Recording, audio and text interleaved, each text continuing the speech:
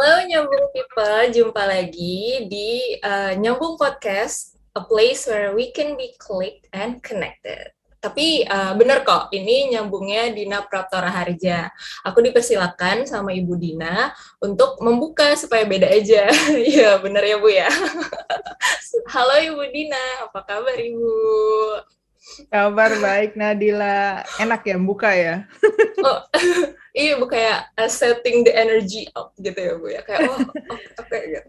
Iya, kadang-kadang gantian boleh gitu. Gimana? Nyambung people sehat-sehat semua kan? Hati gembira. Kita kali ini mau ngomongin ojol alias ojek online ya Nat ya? Iya, betul Ibu Dina. Ojol yang jadi andalan kita ya Bu ya. Buat antar jemput bisa. Udah cepet, ditinggal dipesan langsung datang ke rumah gitu. Terus harganya terjangkau, bisa buat antar dokumen dan tentunya anterin makanan yang biasa untuk kita makan siang atau makan malam atau bahkan untuk suka surprise-surprisein orang tercinta gitu Bu Dina. Kan biasanya Iya, aku yang pesenin punya ya tercinta. makanan kayak gitu. Kayak gitu ya Bu ya. Tapi kenapa nih Bu kita ngomongin ojol? Nah, oke. Sebelum saya jawab, saya mau ngucapin terima kasih dulu buat yang sudah subscribe. Makin tambah, kita makin semangat. Jadi yang sudah share, sudah kasih like, kasih komen, terima kasih banyak. Buat yang belum subscribe, jangan lupa ya, klik aja loncengnya, klik subscribe. Bagi-bagi deh ke teman-teman sama sanak keluarga, supaya kita makin hari makin semangat nih bikin kontennya.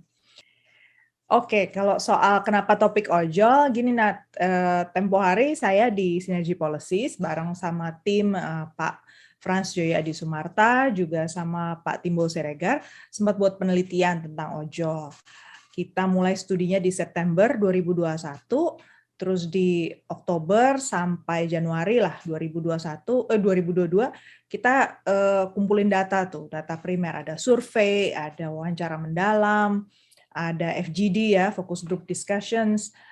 Nah, saya nggak mau cerita soal kajian itu, tapi kapan-kapan lah kita bahas itu di ngoper gitu ya.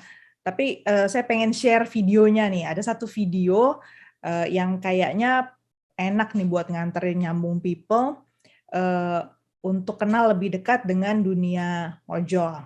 Ceritanya video ini yang produserin saya, cie. Wah, benar-benar Ibu. Aku juga ikut tuh Bu ya, pas syuting ya.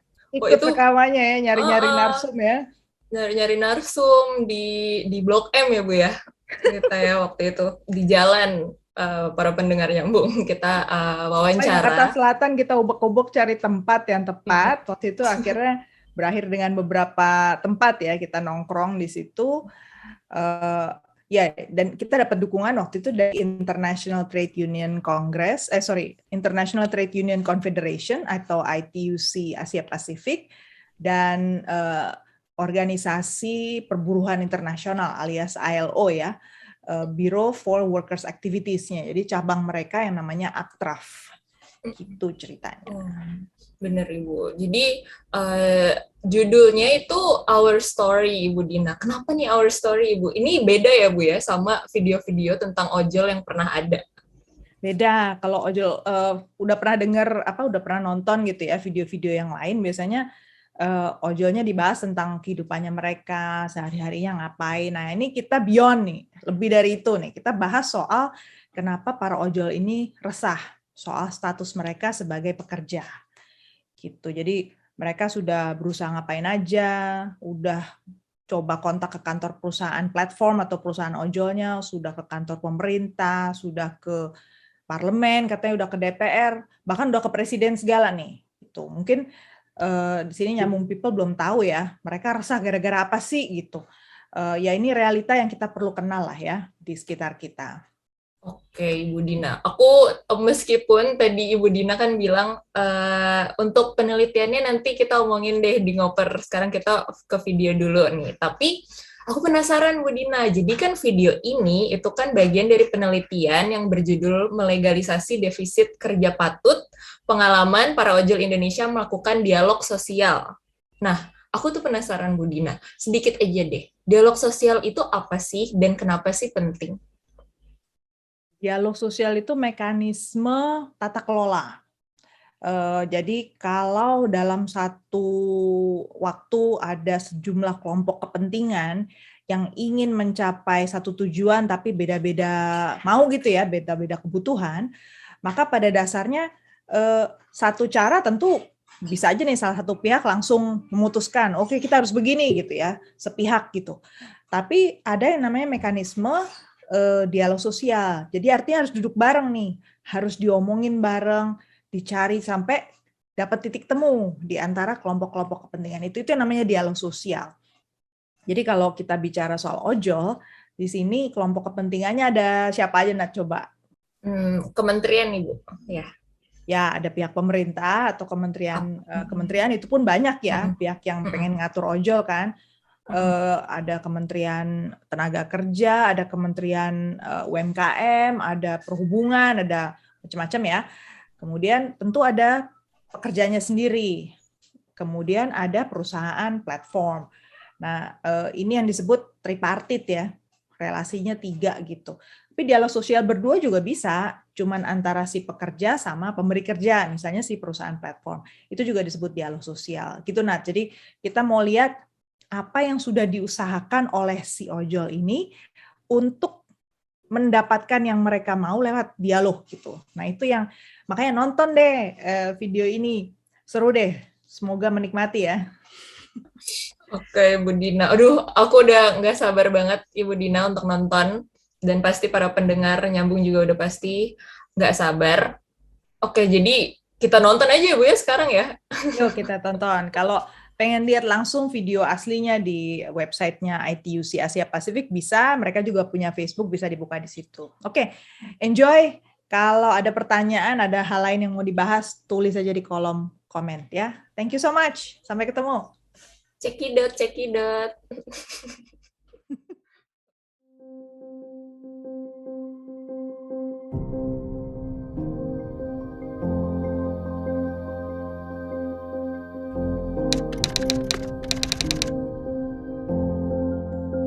Dukanya sih lebih kalau dengan pemerintah sih lebih banyak di PHP-in kali ya. Ya, kurang lebih itu. Ya, jauh-jauh. Intinya seperti itulah.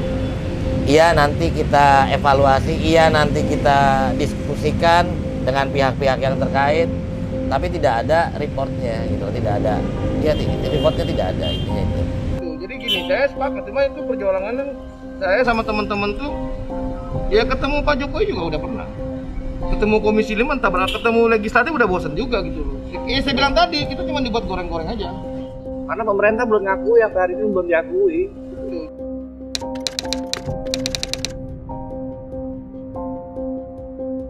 URC itu unit reaksi cepat. Jadi tugasnya itu membantu ya. Sebenarnya semua anggota itu URC, cuma kalau yang URC itu benar-benar difokusin untuk membantu, benar-benar ngebantu. Dan kalau misalnya ada kayak gempa, banjir gitu, kita turun. Bukan hanya sebatas aksi, tapi kita lebih ke arah kajian sebenarnya. Jadi lu percuma aksi, ya kan? Tapi lu tidak memegang materinya, membuat apaan? Percuma, ya kan? Lu jangan cuma ikut-ikutan doang, lebih ke arah kepada edukasi sih sebetulnya. Edukasi kepada mitra-mitra ojol, intinya itu. Jadi biar mereka paham tentang sebuah aturan, ya kan? Baik itu aturan yang dikeluarkan oleh kebijakan yang dikeluarkan oleh pemerintah ataupun dari aplikator itu sendiri. Kan banyak nih yang nggak ngerti, cuman asal ikut, yang penting ini itu. Nah mereka jalan. Saya dan teman-teman, Bang Dani dan semua yang ada di sini, Bang Anton, Bang Pian dan Bang Haji ini mungkin sudah cukup lelah juga berjuang gitu kan. Kita sudah berjuang melalui bermacam cara, mulai dari aksi, melakukan laporan ke KPPU, kemudian kita bekerja sama dengan Kemenhub gitu kan. Jadi menurut saya artinya gini, bahwa ada apa? Saya nggak ngerti, ada semacam proses pembiaran dari pemerintah biar ekosistem berjalan selama ini bisa dianggapnya menguntungkan, ya kan?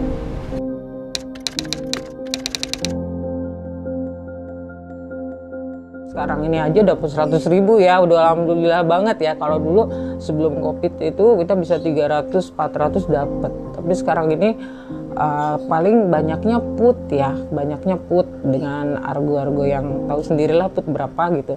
Yang pasti aku selalu on, karena kalau buat aku kalau off bingung buat kesehariannya. Karena pendapatan aku hari ini aku buat besok, pendapatan aku ini buat besok gitu. Karena sekarang ini kan keadaannya lagi sepi ya. Kalau kecelakaan ya sering sih sebenarnya, dengan jatuh pertama, terus yang kedua juga kan di jalanan itu kadang-kadang hujan, kita licin gitu. Terus pernah juga saya ngalamin ditabrak dari belakang, pernah ngalamin gitu. Dan kalau misalnya ada kendala kecelakaan dari teman ya kita siap bantu. Sakit semua nih belakang, sampai saya jerit-jerit tuh, saya teriak ke ibu kan, anak-anak saya teriakin, itu sakit banget ya Kak. Ternyata itu angin yang udah nusuk ke tulang. Kalau perempuan kita chatting dulu, Pak saya perempuan nih mau nggak? Kadang-kadang nggak mau mereka, atau di cancel, performa turun. Kadang kita nggak chatting nih sengaja, kita samperin. Begitu sampai dia bilang, aduh Bu maaf ya, saya cari yang cowok, di cancel. Kalau dulu awal bagus, karena per kilonya 4.000. Kalau sekarang per kilo 2.000. Turun mah.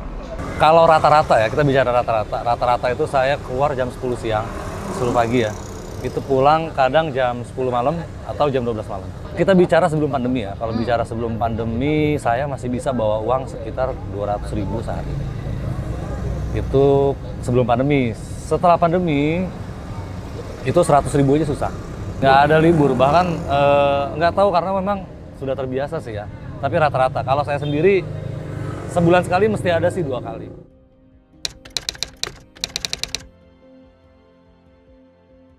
Kalau saya pribadi ya Kak, sebenarnya yang saya ingin adalah dengan pemotongan 20% ini, kan dari driver ini ada pemotongan 20%. Saya pengennya dengan 10% atau yang seperti awal lah gitu, karena terlalu besar ya buat kita dengan 20% ini. Kan cuma beda-beda dikit, ya kan? Tapi kenapa nilai puasinya berubah?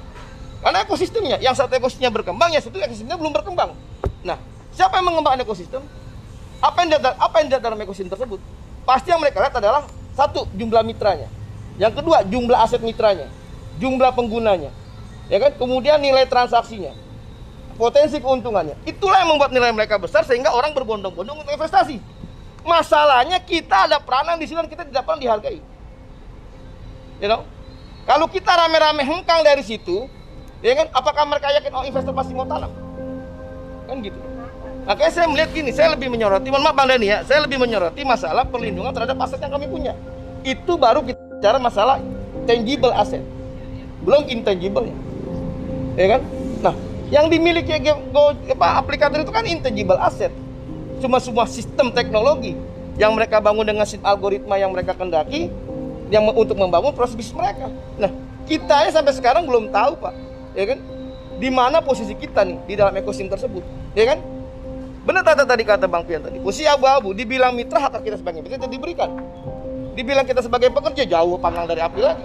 Nah, ini kan menjadi masalah. Ada satu ketidakseimbangan dalam ekosistem, ya kan? Di mana teman-teman itu saat ini hanya diposisikan sebagai sebuah objek yang dieksploitasi untuk membangun dan mengembangkan ekosistem bisnis mereka. Nah, saya sebagai salah satu elemen yang terlibat di dalam ekosistem tersebut, ini merasa bahwa ini nggak fair gitu loh.